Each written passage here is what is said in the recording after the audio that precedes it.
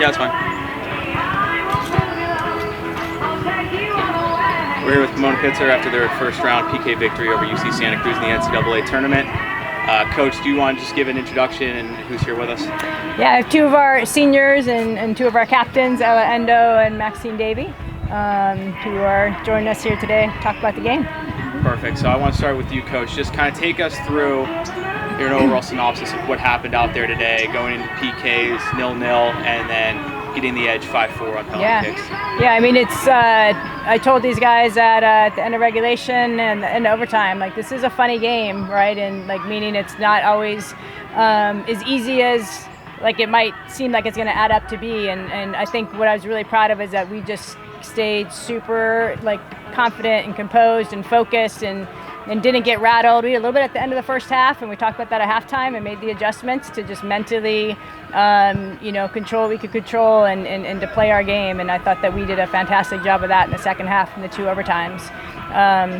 And, again, it doesn't, sometimes luck goes your way, sometimes it doesn't. It didn't seem like it was going our way today with, the crossbars and the posts. And in Santa Cruz, they played their hearts out and, just really made us work for it, obviously, and didn't quite find it in regulation. So heading into the PKs, we know, unfortunately, we've been on the losing end of that twice in these guys' careers, right? So, just really, really proud. It's unbelievable to make 5 out of 5.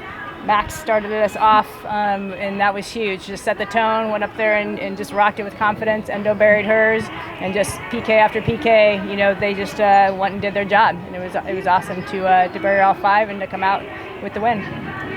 Max, I kind of want to talk to you about being a senior on this team. Seeing this movie before, getting to the postseason tournament, extra time, PKs, hasn't been a great ending for Pomona-Pitzer in the past. The way the game was going, a lot of chances on offense, a lot of posts, a lot of really good goalkeeper saves by UC Santa Cruz. What was that feeling like of just not seeing the ball go into the back of the net chance after chance, and just how did you guys be able to regroup and kind of say, like, this isn't the same old game, and then be able to come out with a win in penalties? Yeah, I mean, soccer is a funny game. We really dominated that entire second half, and I think overall I was just really proud of us for the grit and the just pressure mentality that we showed in the second half. And I think we were all over them. We had so many chances and it didn't go our way, but I think that's the exact moment that you need to really dig deep and figure out how to solve the problem, and that's what we did in PKs. Like Coach said, I've been here for 4 years and we've never won in PKs, so going to the spot up first was probably the most nerve-wracking moment of my entire life, but putting it away felt so good. And I think, like, props to Endo after they missed their PK to bury that next one is so clutch. So we're just really excited and happy about it, and re-squaring our mentality to be able to play tomorrow. And Endo, I want to talk to you a little bit about just seeing this team's progression over the last couple of years. You were a transfer here that came in, is now a very big part of the team in the midfield. So from your point of view, seeing this team kind of take on these opponents and make deep runs in the NCAA tournament, just what do you think this team is capable of moving forward? Yeah, I mean, as a transfer, I've said this before, I played against Pomona-Pitzer, and I was absolutely intimidated by their style of play, and also really intrigued and drawn to the way that there seemed to be such a strong sense of community and focus on the players. Even as an opponent, I could see that. But coming to Pomona-Pitzer, absolutely that was the case. I feel like there's an emphasis of family within this team, and that's something that I haven't found anywhere else. I think that's a big driving force of our success so far, and I think it can carry us very far.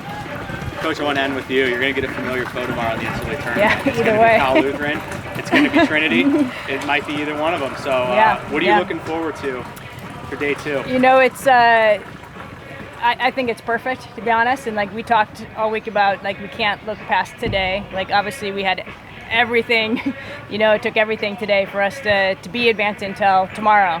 But now we're here, we earned it, and we'll be ready for, whoever we're matched up again. Great opportunity, great storyline.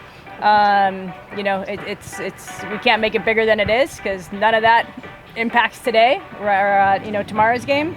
But it definitely, it feels good to be able to get out there and play against either of those two teams. This group has had a focus, big picture, but also like we haven't got out of the first weekend of the NCAAs, and that is something that absolutely we know we're capable of if we're playing our best soccer. So it doesn't matter who we're playing, we got a chance to do that tomorrow. Absolutely. Well, thank you, and good luck tomorrow. Thank Thank you. you.